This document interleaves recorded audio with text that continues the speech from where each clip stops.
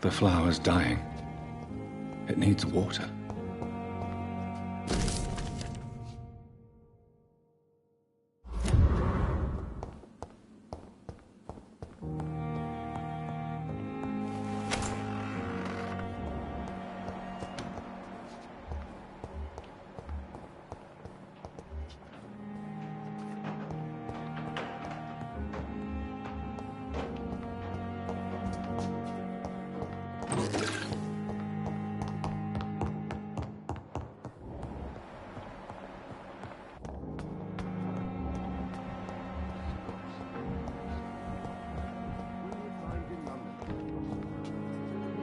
Good evening, Nurse Hawkins. Good evening, Dr. Reed.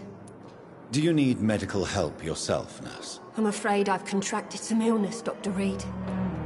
Not under my watch, Nurse. Take this. You'll feel better. Thank you, Dr. Reed. Goodbye, Nurse Hawkins.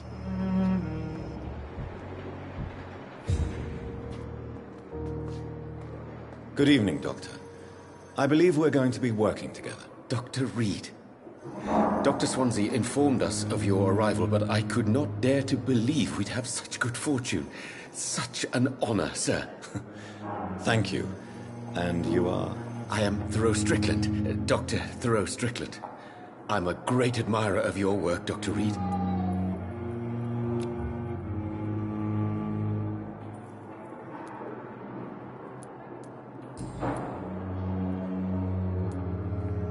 Please, could you tell me something about yourself? I'm a great admirer of your work concerning blood transfusion, Dr. Reed. I run my own experiments. I'm convinced it's the future. I based my technique on my mentor's research. He helped me perfect my method. What is yours? I'd rather not talk about it. For now, it's just theories and first approach. My process is purely experimental and unsuccessful. As long as you're cautious and methodical, you may remain...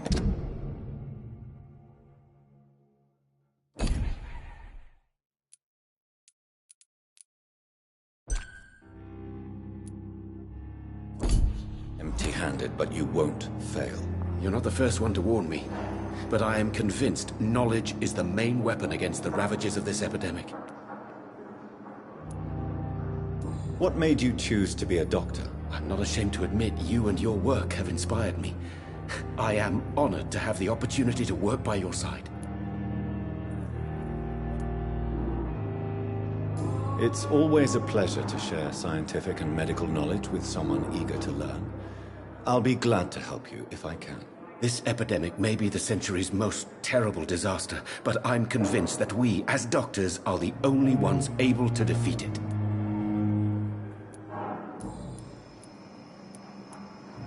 What can you tell me about the Pembroke? Well, it has always been an honor to work with Dr. Swansea. But with your arrival, I can't think of a better opportunity to learn about blood transfusion. You seem quite optimistic. It's a rare and precious attitude in these difficult times. I'm convinced that this epidemic is a test of endurance and dedication for us men of science. Questions remain about our capacity to resolve the situation. True, true. Last summer, during the first wave of the epidemic, I used to joke with Milton about the extra work. We're not smiling now. Do you need help with anything in particular? Well, yes, maybe. I'm waiting for a batch of products I ordered for my personal research, yet my supplier seems to have vanished. Do you want me to play the errand boy for you? Oh no, Dr. Reed. But if you went personally to his shop, what with your reputation and all, he wouldn't dare to refuse the products I need. I see. Well, give me the address, for I may pass by if I have time.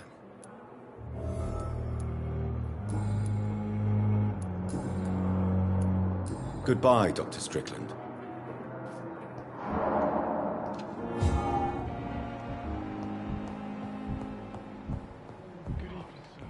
But in the circumstances, I'm willing to give you the benefit. Good evening, Mr. Fiddick. Good evening, Dr. Reed.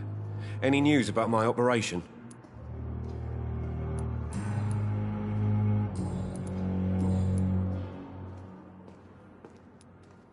Tell me about yourself, Mr. Fiddick. I'm just a regular guy waiting to get his arm fixed, so I can return to work and to my family. I was more curious about what you were doing before being hospitalized. I'm a carpenter, and a good one too. But that means I need both arms to feed my family, Dr. Reed. Tell me about the doctors who are arguing about your case. Strickland and Aykroyd. They both want the best for me, but there's a lot of pride there. Doctors are no different from carpenters, it seems. What do you mean? I often had professional arguments with rivals on a building site. Difference is, I disagreed about wooden nails, not flesh and bones. Are you satisfied with your treatment here? Well, it's clear that I've chosen a bad time to be injured. Forgive my bluntness, but you seem overwhelmed by cases of the flu. I won't lie to you about it. I'm afraid we are. Are you sure you don't want to operate yourself, Dr. Reed? I have the feeling you're very capable. And your colleagues seem to think so too. In other circumstances, you would be right. But for now, I don't think I can take on the responsibility. My apologies. Is there anything else that's bothering you? Can I help in any way? Really? Why has no one else asked me that since I got here? I thought I was in a hospital. Unfortunately, you are not the only person who needs help. And complaining about it won't do you any good. Well, perhaps you're right, Dr. Reed. I'm sure if me missus was still alive, she wouldn't be happy with me going on like this. Goodbye for now, Mr. Fiddick. I'll see you later.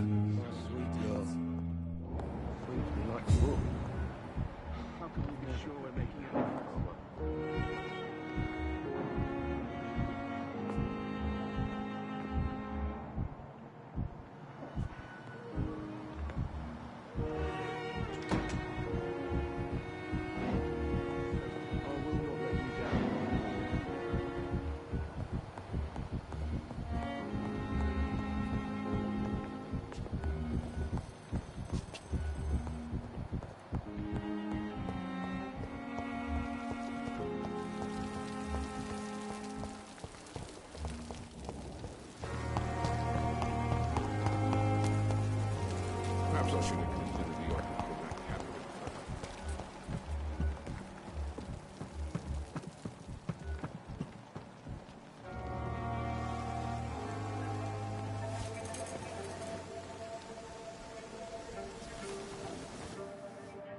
How can I be sure I'll not find your unconscious body in the house again? I promise you, you'll not find my unconscious body. For God's sake, how can you say such a thing?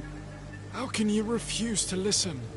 I tried to warn you for so long. No, I won't let my only son die. You promised me you'll stay alive. Your son lied to you, like the whole world lies to us.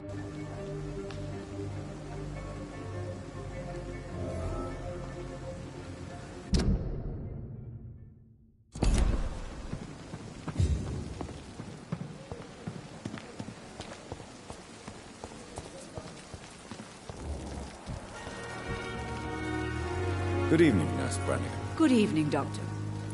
Do you require medical assistance, Nurse? I will be fine. As soon as I can get some sleep. Nurse, you won't be able to help people if you're sick. Take this, and do try to get some rest. I'll try, Dr. Reed. Thank you. Goodbye, Nurse. Call me if you need assistance.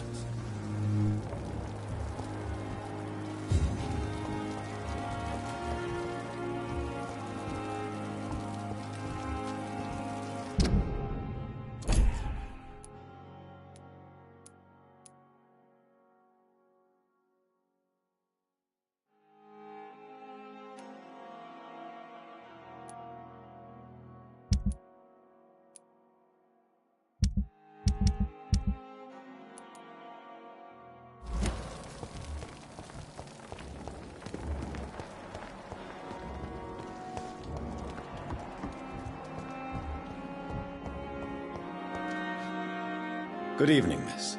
I'm Dr. Reed, the new surgeon at the Pembroke Hospital. And who are you? Your name has no meaning to me, mortal. You're nothing but dust blown by the winds of eternity. I beg your pardon? What are you begging for, mortal? My clemency? Well, tonight maybe I'm inclined to mercy. You'll never forget the night you met Thelma Howcroft. You keep calling me mortal. Why is that? And if I'm mortal, what are you? Well, Dr. Reed, if you must know, I'm a vampire.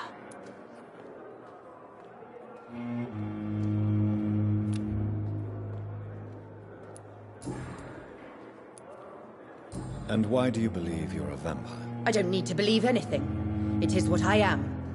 It is what I feel within this hollow shell of flesh. Please, describe to me how you feel. What is it like to be a vampire? I can hear my body crumble from the inside as my flesh cracks and fades. I sense the last pulse of postulant blood within my drying veins. I need new blood. I see. Have you ever heard of Cotard syndrome, Miss Howcroft? Never. It's a mental illness discovered by a French neurologist named Jules Cotard. The affected patients are delusional. They believe that they are putrefying, that they are dead, a ghost or a ghoul, or in your case, a vampire. Delusional, you say? Oh, sad and petty.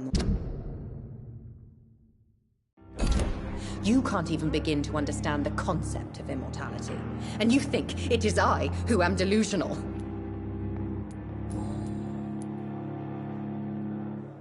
I'm assuming you must be a patient here. Am I right, Miss Howcroft? It's only a cover. To hide from my enemies. I can leave whenever I want. As a woman, a spirit, fog, or bat.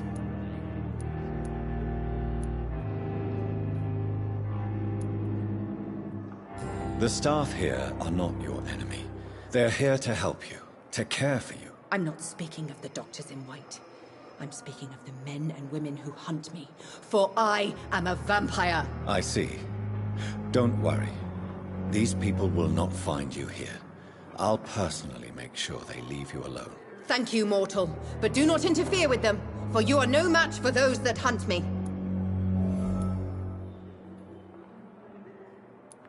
Who are these enemies you mentioned?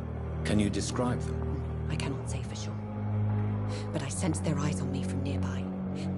I feel them watching me every time I visit the garden near the morgue.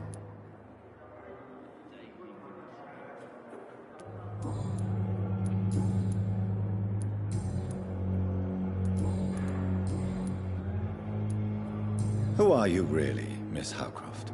I mean, apart from being a vampire. Is that not enough for you, puny mortal? What do you require? Proof of my powers? I'm curious to know who you were before becoming a vampire. It was such a long time ago, I don't remember. Centuries of unholy life can have strange effects on one's minds, you see? I'll leave you, Mistress of the Dark, to your nocturnal activities.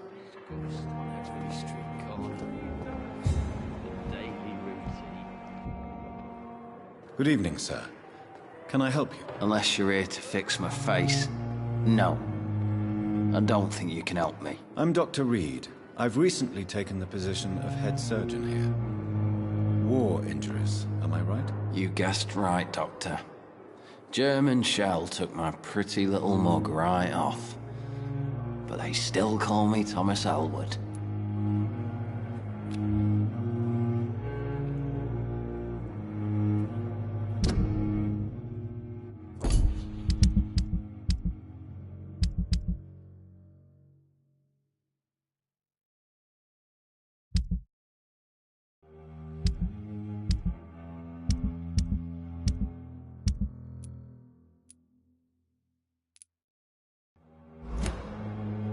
Soldier, do you need assistance? Not really.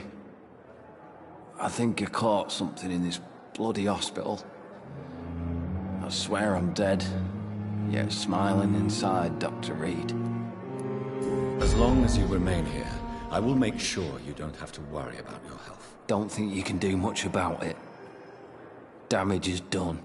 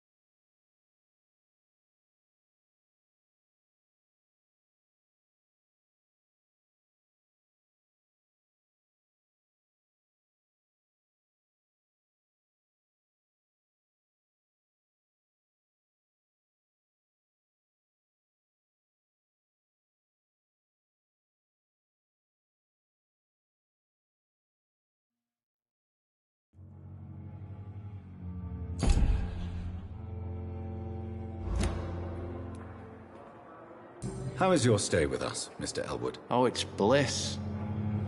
I just escaped death in the trenches to be surrounded again by the moans of the dying. Can I ask you precisely why you're a patient here? It's the pain, sir. The drugs don't work. It just hurts under the scars, if you get my drift.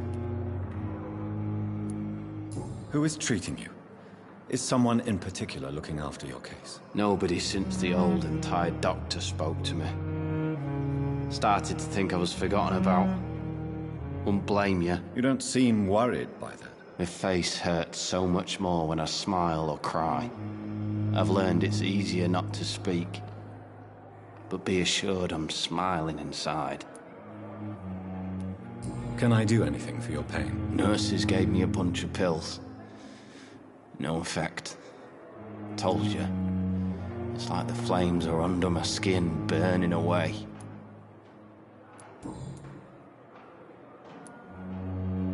How is your stay with us, Mr. Elwood? Oh, it's bliss. Can I ask... It's the pains.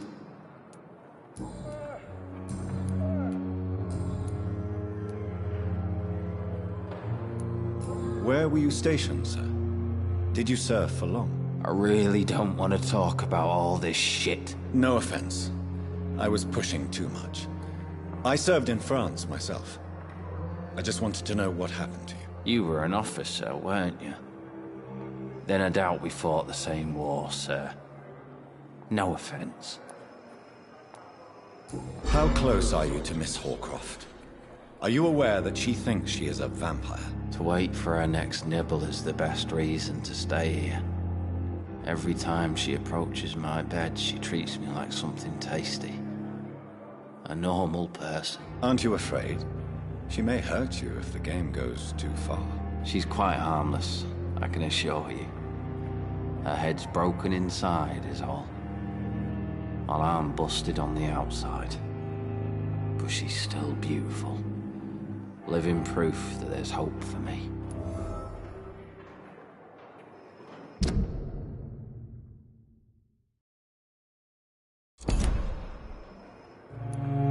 So do you let her bite you? You know that's not sanitary. And why not? She's only supping a few drops of me blood.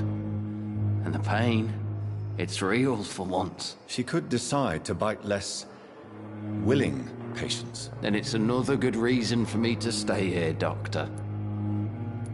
You do realize she's mentally disturbed. It's called the Cotard syndrome. She truly believes she's a vampire. In her madness, she never refers to my scars. And frankly, if I could, I'd join her world. It seems much more fun than the real one.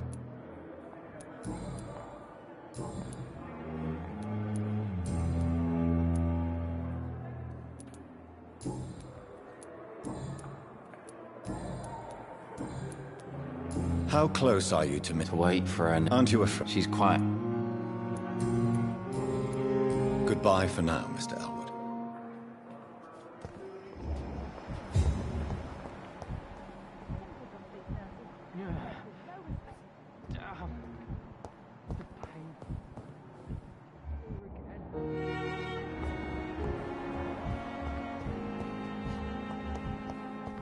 Someone's poached my blanket. Oh, the cold will be my death.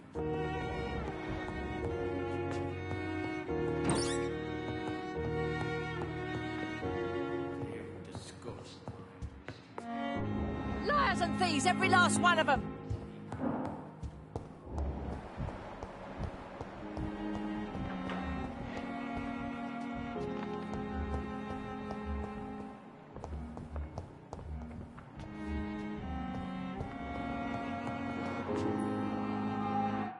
You always knew the words to calm the children, Helen. As for me, what a blundering idiot. I'm all right. Don't waste your time with me. Good evening, sir. I'm Dr. Reed. I believe we're going to be colleagues. Reed? Yes, I've been informed about your arrival. I'm Waverly Ackroyd. Welcome aboard, I suppose. Does my arrival inconvenience you in some way, Dr. Ackroyd? Let us just say that I don't particularly share Dr. Swansea's enthusiasm for hiring you. What we need here are reliable professionals, not overrated dabblers.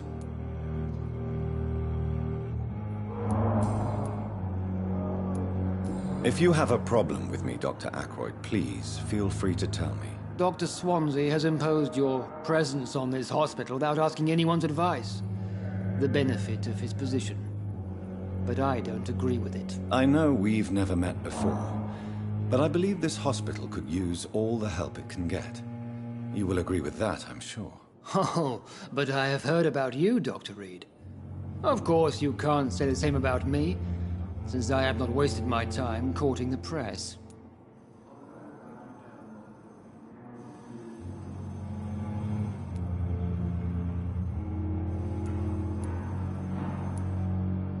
There is no need for such animosity between us.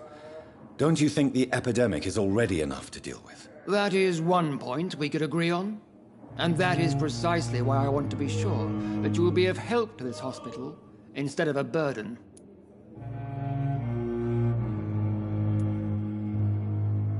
Since your tenure in this hospital is longer than mine, perhaps you can tell me more about this place. Let's just say I'm tired of the carelessness around me.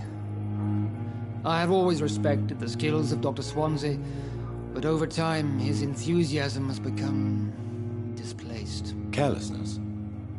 Exactly what are you talking about? We're here to save lives. The people who trust us are not volunteering for experimentation. They're here to be healed. I don't intend to run any radical experiments, Doctor. Even if I, as any good practitioner should, express an interest in pushing the boundaries of medical research. Modern medical methods were created through audacity and ego. But there are rules in our line of work, and they're here to protect our patients.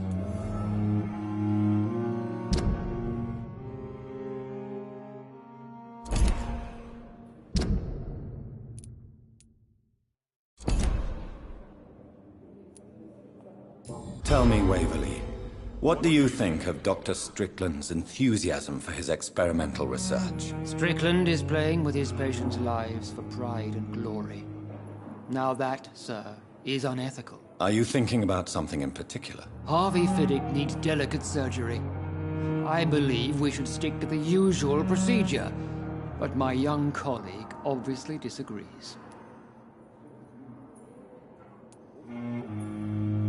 Why do you wish to lead this surgery? I strongly believe that Mr. Fiddick should not be butchered to test an unproven procedure.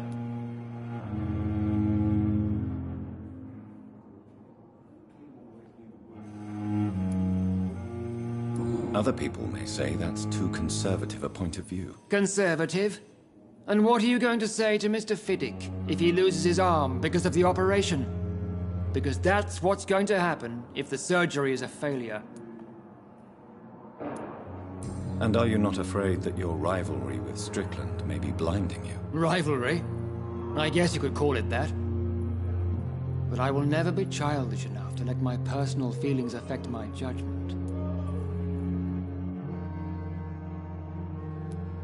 Why do you wish to lead this surgery? I strongly believe that Mr. Fiddick should not be butchered to test an unproven procedure. Other people may say that's too conservative a point of view. Conservative? And what are you going to say to Mr. Fiddick if he loses his arm because of the operation? Because that's what's going to happen if the surgery is a failure.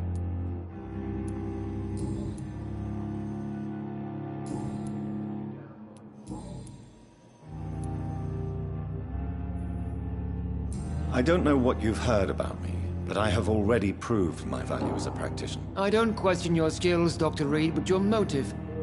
Is it money, fame, or are you truly dedicated? And what exactly is that supposed to mean? I served in the war just like you. But unlike you, I did not use the wounded to play the modern sorcerer. Be careful what you insinuate, Dr. Ackroyd. I only want you to admit you used those men to improve your theories.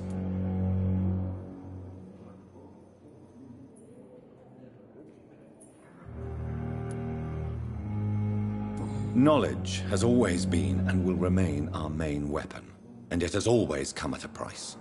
And personal initiative. It is not a question of initiative, it is a question of integrity. These men and women have put their faith in us, Dr. Reed. It seems you have bad memories of your military service. I refuse to see this industrial slaughter as scientific progress. War only reveals the worst in men. We can at least agree on something, Dr. Ackroyd. Thank you for your time. We'll talk later.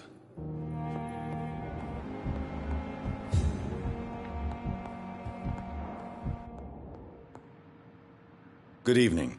I'm Dr. Reed. Can I help at all? No. Really?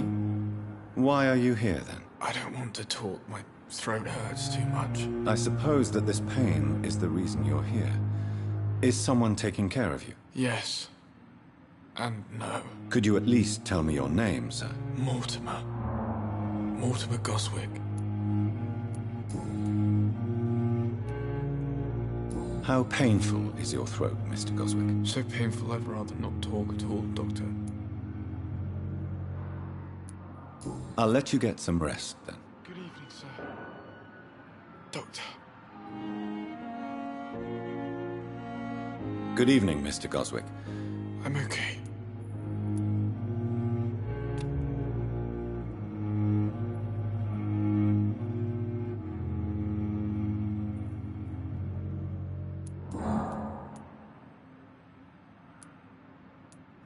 Admit it, Mortimer. Your mother had you hospitalized here because you tried to kill yourself. Yes, it's true. All right, then. This is the first time we've really shared information about your case.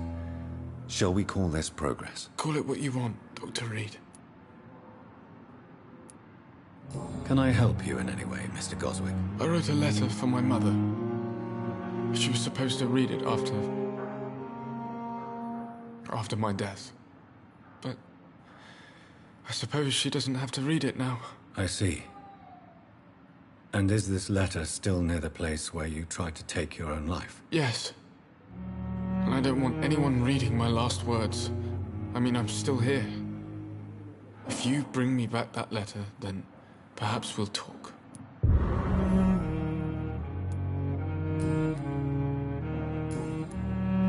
I have to go now, sir. But don't hesitate to contact me if you need any help. Good evening, sir. Doctor.